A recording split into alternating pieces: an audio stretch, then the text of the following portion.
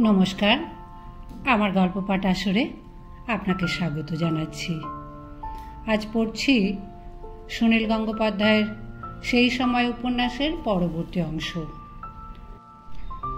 আবার রামকমল সিংহের নিজস্ব জুড়ি গাড়ি এসে থামল জানবাজারে কমলা সুন্দরীর গৃহের সামনে। গাড়িটি নিকষ কালো মেহগিনি কাষ্ঠে নির্মিত। এমনই চিক্কন পালিশ যেন দর্পণের মতন মুখ দেখা যায়। আর অশ্ব দুটি দুগ্ধ ধবল, তাদের পৃষ্ঠে জরির কাজ করা কিংখাব। গাড়ির সম্মুখের পিত্তল দণ্ড দুটির এত চাকচিক্য যে সোনা বলে ভ্রম হয়।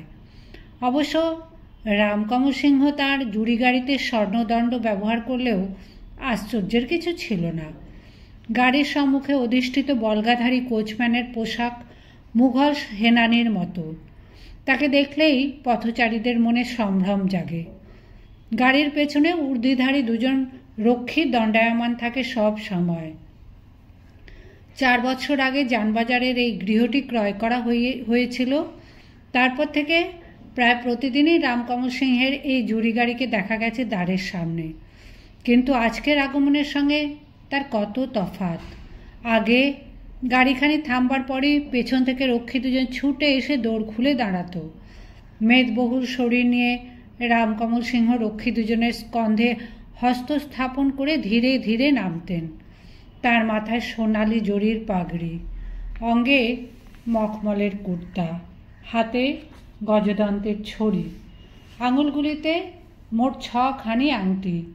পুরুষ্টু গুম্ফ সমন্বিত মুখখানি সদা হাস্যময়। এদিক ওদিক তাকিয়ে তিনি স্লথ পায়ে ঢুকে যেতেন গৃহের মধ্যে। আজ সব কিছুই অন্যরূপ। জুড়ি গাড়ি থামার পরে তার ভেতর থেকে দ্রুত নেমে এলো এক নবীন যুবা। চুনোট করা ধুতি ও চীনা সিল্কের বেনিয়ান পরা। শরীরে কোনো অলংকার নেই। পাছে তাকে কেউ চিনতে ভুল করে, তাই কোচম্যান নেমে এসে চিৎকার করতে লাগলো, এই সব হাঁটো হাঁটো, হাট যাও, বাবুর বড় ছেলে এসেছেন, গড় করো, বাবুর বড় ছেলে। গঙ্গানারায়ণ অন্যদের দিকে ভ্রুক্ষেপ করল না। সে থমকে দাঁড়িয়ে বাইরের দিকে থেকে একবার গৃহখানি নিরীক্ষণ করে নিল। গৃহটি দ্বিতল, তবে প্রস্থে অনেকখানি। কক্ষের সংখ্যা অন্তত 12-14টি হবেই। লৌহ ফটকের দুপাশের দুটি নারিকেল বৃক্ষ। গৃহের ডান পাশে ছোট একটি বাগানের মতনও রয়েছে। গঙ্গানারায়ণ কোচম্যানের দিকে তাকিয়ে বলল, তুমি আগে আগে চলো। গঙ্গানারায়ণ 21 বৎসর বয়স্ক যুবা। এই প্রথম সে কোনো রূপ উপজীবিনীর সঙ্গে সরাসরি কথা বলতে যাচ্ছে। তার মতন বড় বংশের এবং তার বয়সী যুবাদের এইসব প্রমোদ ভবনে গমনাগমন অতি স্বাভাবিক ঘটনা।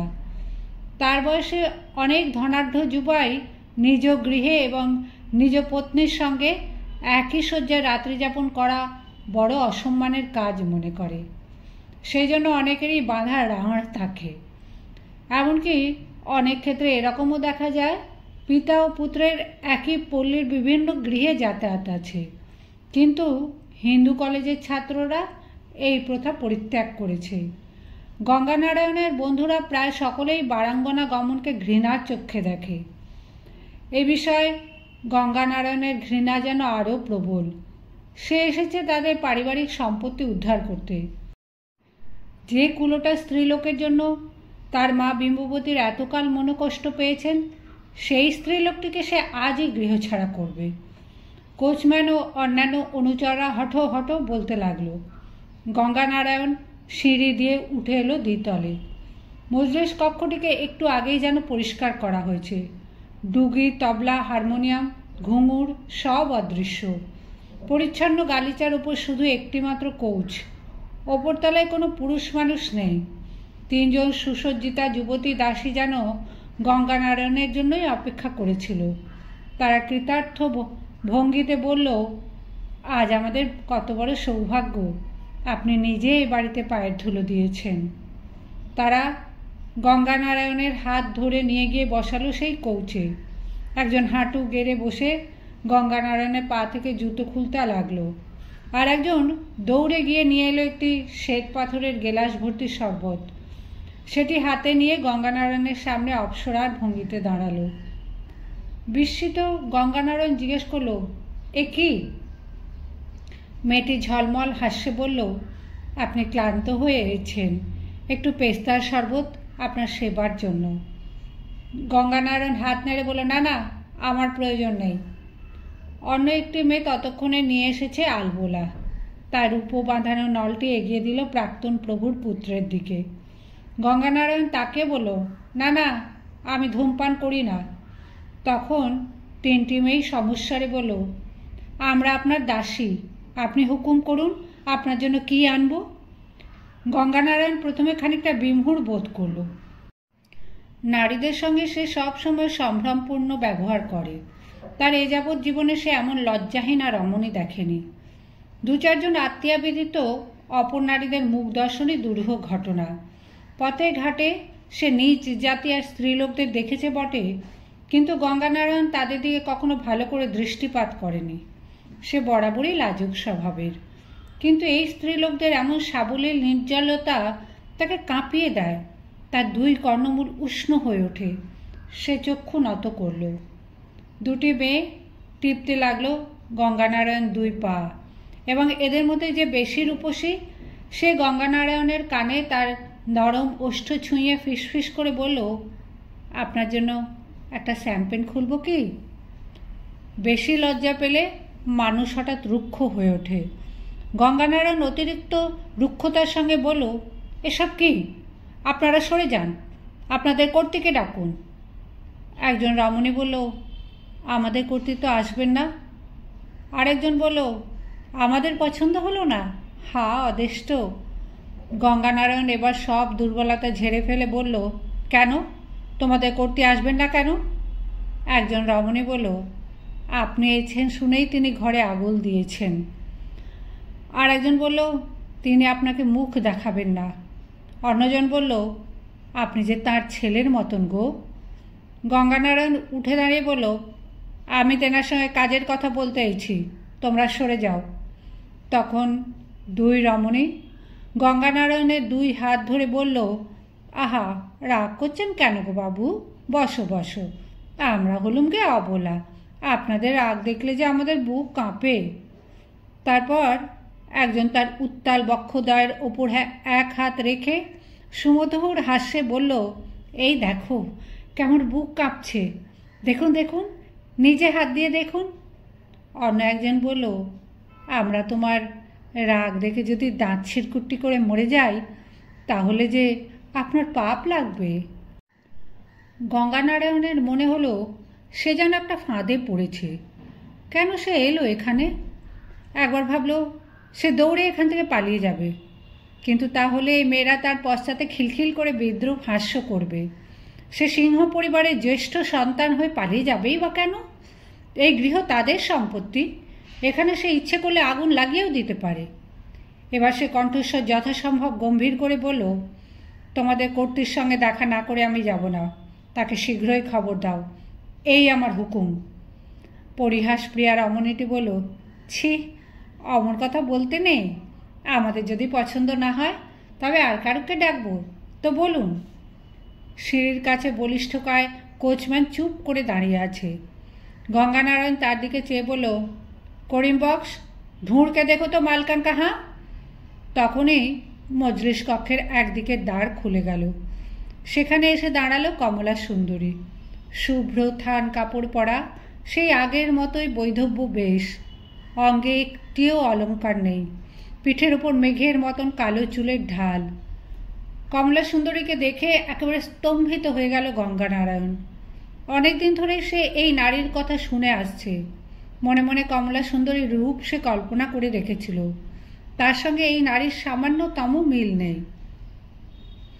গঙ্গানারায়ণ ভেবেছিল ছলা কলা নিপুণা এই রমণী হবে মধ্যবর্ষীয়া, অন্তত তার মা বিম্ববতীর সমবয়স্কা তো হবেই।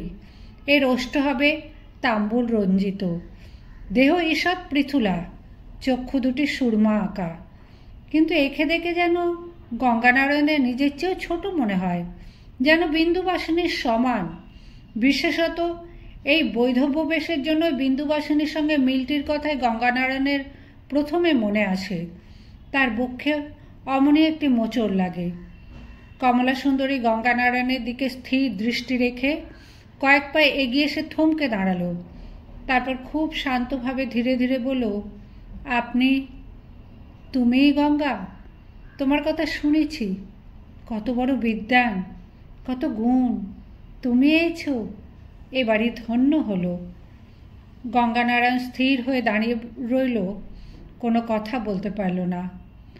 কমলা সুন্দরী আবার বলল, আমি হতভাগিনী, জানি নরকেও আমার স্থান হবে না, আমার জাত নেই, মান নেই, তবু আমি সর্বসমক্ষে বলবো, তোমার বাবা ছিলেন আমার স্বামী।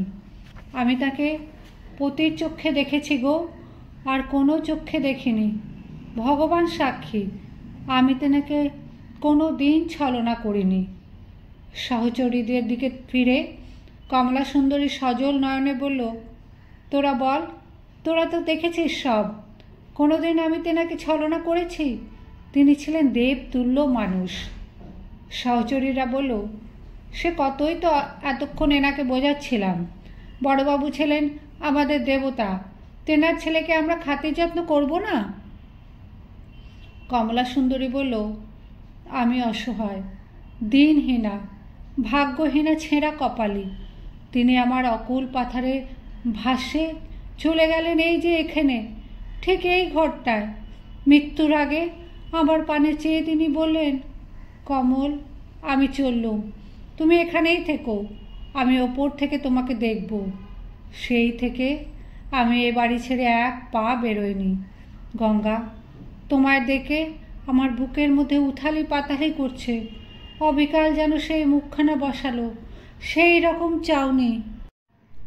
গঙ্গানারায়ণ একটি তপ্ত নিঃশ্বাস ছাড়ল। বাল্যকালে অনেকেই বলতো যে তার মুখের আদলে তার পিতার মুখের খুব মিল আছে। তখন বোধহয় তারা জানতো না যে গঙ্গানারায়ণের সঙ্গে তার পিতা রামকমল সিংহের কোনো রক্ত সম্পর্ক নেই। এই নারীও হয়তো সে কথা জানে না। কমলা সুন্দরী বলল, তুমি দাঁড়িয়ে রইলে কেন? বসো। গঙ্গানারায়ণ বলল, না, বসবার প্রয়োজন নেই। কমলা সুন্দরী বলল, তুমি যে এছো, এই আমাদের কত ভাগ্যি। তোমায় দেখে তবু চক্ষু জুড়ল, যেন তোমার মধ্যে তেনাকে দেখলুম। তিনি এ বাড়িতে শেষ নিঃশ্বাস ফেলেছেন। এ বাড়ি আমার কাশী বৃন্দাবন। আমি আমার শেষ দিনটি পর্যন্ত এখানে থেকে তেনার স্মৃতি পুজো করব। বয়সে প্রায় সমান হলেও কমলা সুন্দরী এমনভাবে কথা বলছে যেন সে কত বড়। এই রমণীর স্মৃতি জুড়ে এখনও রয়েছেন রামকমল। গঙ্গানারায়ণ ওর দিকে চেয়ে থাকলেও তার বেশি করে মনে পড়তে লাগলো বিন্দুবাসিনীর কথা। এই নারীও যেন বিন্দুরই মতন অসহায়। বিন্দুকে একা জোর করে পাঠিয়ে দেওয়া হলো দূর বিদেশে, অথচ বিন্দুর তো কোনো দোষ ছিল না। আর কি কোনো দিন দেখা হবে বিন্দুর সঙ্গে? কমলা সুন্দরী বলল, পাইক বরকন্দাজরা এসে জোর করে টানাটানি করলেও আমি যাব না। আমি এই পুণ্যভূমিতে বিষ খেয়ে মরব। আদালতের প্যাদারা এসে যদি আমায় মাথায় লাঠি মেরে রক্তারক্তি করে, তবু আমায় কেউ ঠাঁই নাড়া করতে পারবে না। গঙ্গানারায়ণকে তবুও নীরব দেখে কমলা সুন্দরী হঠাৎ থেমে গেল। তারপর কণ্ঠস্বর খুব সহজ করে সে জিজ্ঞেস করল, তুমি কি আমাকে এ বাড়ি থেকে দূর করে দেবার জন্য নিজে এসেছো? তুমি চুপ করে রয়েছ, লজ্জায় সে কথা বলতে পারছো না? বলো, সে কথা বলো। তুমি মুখ ফুটে একবার বললে আমি এই দণ্ডে এক কাপড়ে এই ভিটে ছেড়ে চলে যাব, একবারও পেছন পানে তাকাবো না, আর কোনো দিন তোমরা আমায় দেখতে পাবে না। যদিও একথা উচ্চারণ করলে আমার জিভ খসে যাওয়া উচিত, তবু আমি বলবো, গঙ্গা, তুমি আমার ছেলের মতন। তুমি বললে আমি সব শুনতে রাজি আছি। তুমি যদি আমায় আস্থা খুঁড়ে যেতে বলো। গঙ্গানারায়ণ আর নিজেকে স্থির রাখতে পারল না। আবেগকম্পিত স্বরে বলল, মা, আপনাকে কোথাও যেতে হবে না, আপনি এই বাড়িতেই থাকবেন। কমলা সুন্দরী প্রায় চিৎকার করে উঠল।